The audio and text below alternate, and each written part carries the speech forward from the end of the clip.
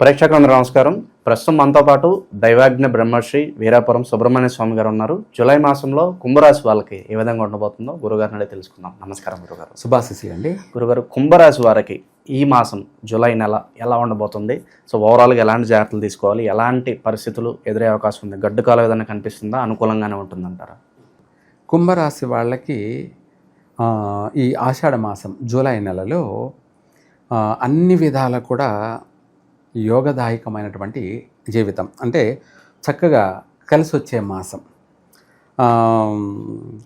కలిసి వచ్చే కాలం ఉంటే నడిచి వచ్చే కొడుకు పుడతాడన్నట్టుగా అది ఒక తమాషా, అంటే సామెత అది. ఆ విధంగా కాకపోతే ఇది కాదు, కానీ మనం మొక్కబోయిన దేవుడు ఎదురయ్యాడు అన్నాడు. అంటే ఏంటంటే మనం దేవుడిని మొక్కబోతుంటే గుడికి వెళ్ళి ఆయన ఊరేగ రూపంలో మనకు ఎదురయ్యాడంట.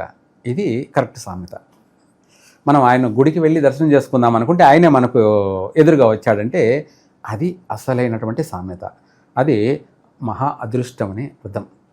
అందులోనూ దేవుడు ఉత్సవం అనేది ఏంటంటే అందరినీ ఆయన పరామర్శించడం, అంటే చూడడం. ఆయన దృష్టి ఎంతవరకు అయితే పడుతుందో అంతవరకు సుభిక్షం కలుగుతుంది అని. అందులో మనమే ఆయన ఎదురు పడడం అనేది, ఆయన మనకెదురు కావడం అనేది, ఒకరినొకరు పరామర్శించుకోవడం, అంటే ఆయన దృష్టి మన పైన పడిద్ది అని. దేవుడా నువ్వు కాస్త నా పైన దృష్టి పెట్టి అంటారు కదా, అట్లాగా సాక్షాత్తు ఆయనే అట్లా అన్నట్టుగా ఈ ఆషాఢ మాసం జూలై నెల కుంభరాశి వాళ్ళకి విశేషమైనటువంటి సత్ఫలితాలు.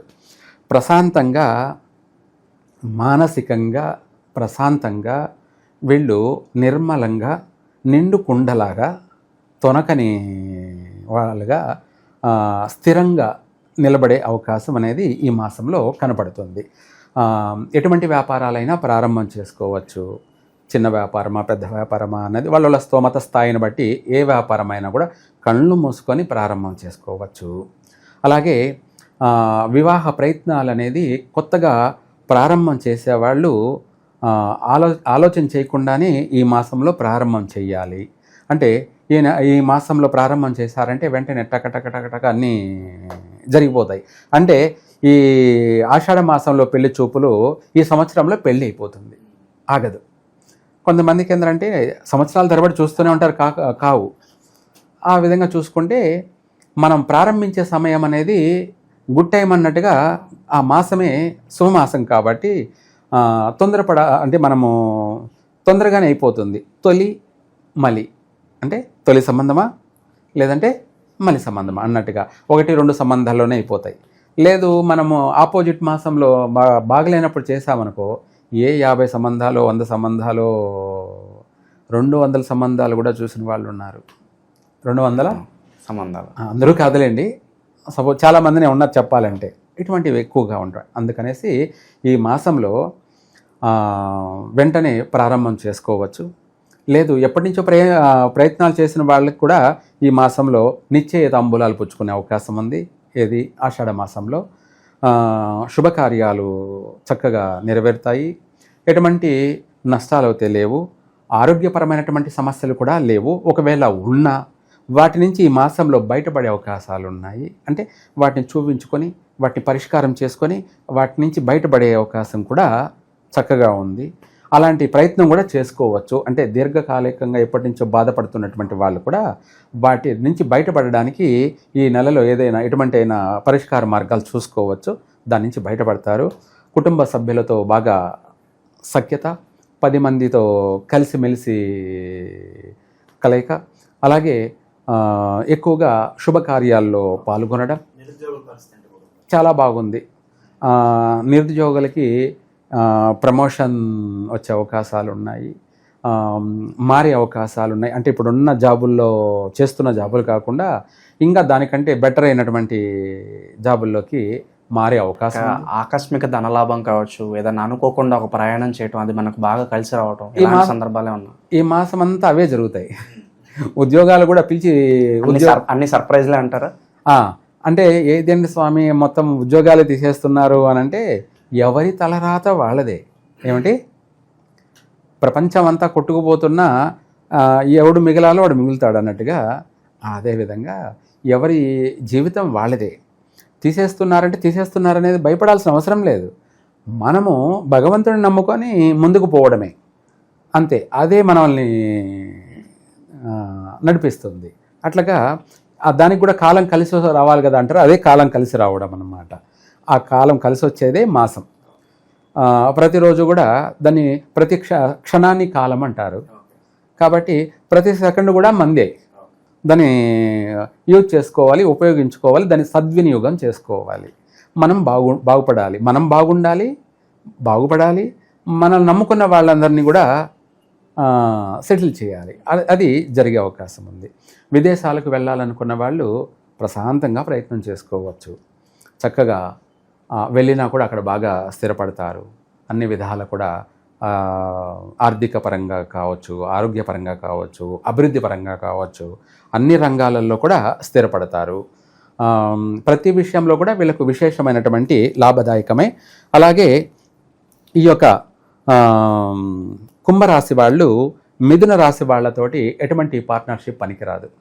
కుంభరాశి వాళ్ళు మిథున రాశి వాళ్ళతోటి ఎటువంటి జీవిత భాగస్వామి పరంగా, లేదంటే వ్యాపార భాగస్వామి పరంగా కానీ, లేదా ఎటువంటి ఫ్రెండ్షిప్ పరంగానైనా కూడా శాశ్వతంగా పనికిరావు, తాత్కాలికంగా కూడా పనికిరావు. అలాగే చైత్ర మాసంలో ముఖ్యమైనటువంటి పనులు చేయకూడదు. ఈ కుంభరాశి వాళ్ళు చైత్రమాసం అంటే ఉగాది నెల ప్రతి సంవత్సరం కూడా వీళ్లకు నష్టాలే అధికంగా కలిగే అవకాశం ఉంది. కాబట్టి చైత్రమాసంలో ఇంపార్టెంట్ పనులు ఏవైనా చేయకూడదు, కలిసి రావు.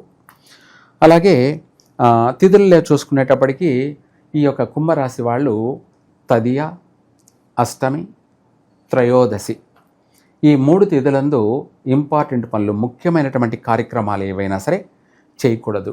వ్యాపారం కావచ్చు, లేదంటే ప్రయాణం కావచ్చు, లేదా ఇంకా ఇతరత్ర ఏ అయినా సరే, మనం ఇంట్లోకి ఏదన్నా వాహనాలు, వస్తువులు తెచ్చుకునేటివి కావచ్చు.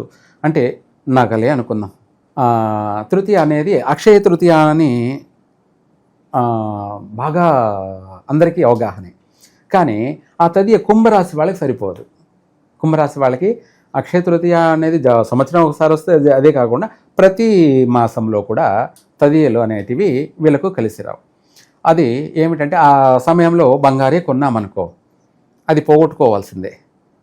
మనమే ఎక్కడో పెట్టేసి మర్చిపోవడం, లేదంటే దానికోసం ఎవరో ఒకరు దొంగలు, ఇంట్లో దొంగలే దాన్ని స్వాహా చేయడం, లేదంటే బయట వాళ్ళు దొంగతనం చేయడం, లేదా మనమే పోగొట్టుకోవడం, ఇలాంటి సమస్యలన్నీ కూడా జరిగే అవకాశం ఉంటుంది. అందుకనేసి ఇంపార్టెంట్ పనులు చేయకూడదు, నష్టపోయే అవకాశాలే అధికంగా ఉన్నాయి. కాబట్టి ఈ కుంభరాశి వాళ్ళు మిగతా అన్ని విషయాల్లోనూ బాగానే ఉన్నాయి.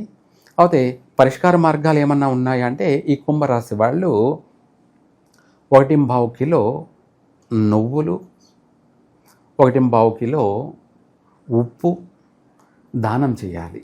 ఉప్పు, నువ్వులు దానం చేయడం, అది ఎప్పుడు చేయాలి అంటే శనివారం కానీ మంగళవారం కానీ. అయితే మంగళవారం కన్నా కూడా శనివారమే శ్రేష్టము. అయితే మంగళవారం కూడా ఎందుకు అంటే ఉప్పు కోసమై మంగళవారం, ఈ 2 కూడా దానం చేయొచ్చు. ఈ 2 కూడా ఇటు మంగళవారమైనా సరే లేదా శనివారం అయినా సరే, వాళ్ళ అవగాహన, వాళ్ళ ఆలోచనను బట్టి ఈ దానం చేయడం వల్ల ఏమవుతుందంటే వీళ్ళలో పట్టి పీడిస్తున్నటువంటి పీడలు, కర్మలు, ఏలేనాటి శని కానీ, అష్టమ శని కానీ, అర్ధాష్టమ శని కానీ, అలాగే రాహుపీడలు కానీ, ఇవేవైనా సరే ఎటువంటి యొక్క ఇవన్నీ పక్కన పెడేస్తే మనుషుల యొక్క దృష్టి దోషం అనుకోండి, నర దృష్టి అంటారు కదా, నరజిష్టి అంటారు కదా, ఇవన్నీ కూడాను కడుక్కోవడం. ఏమిటి, మనం స్నానం చేస్తే మన శరీరం పైన మురికి, ముట్ట, జిడ్డు, చెమట పోయినట్టుగా వాళ్ళ ఉన్న దరిద్రం అంతా పోగొట్టుకోవడానికి శనివారం రోజైతే రాహుకాల సమయంలో ఉదయం 9 నుంచి 10:30 ఆ సమయంలో దానం చేసినట్టయితే విశేషమైనటువంటి వీళ్లకు మంచి అనుకూలమైనటువంటి వాతావరణం కలుగుతుంది, పాజిటివ్ ఎనర్జీ ఏర్పడుతుంది. సో ఓవరాల్గా ఈ రాశి వాళ్ళందరూ కూడా ఏ విధంగా ఉండబోతుంది, ఎలాంటి జాగ్రత్తలు తీసుకోవాలి, అద్భుతంగా వివరించారు గురుగారు. ధన్యవాదాలు గురుగారు. సర్వే జన సుఖినో భవంతు.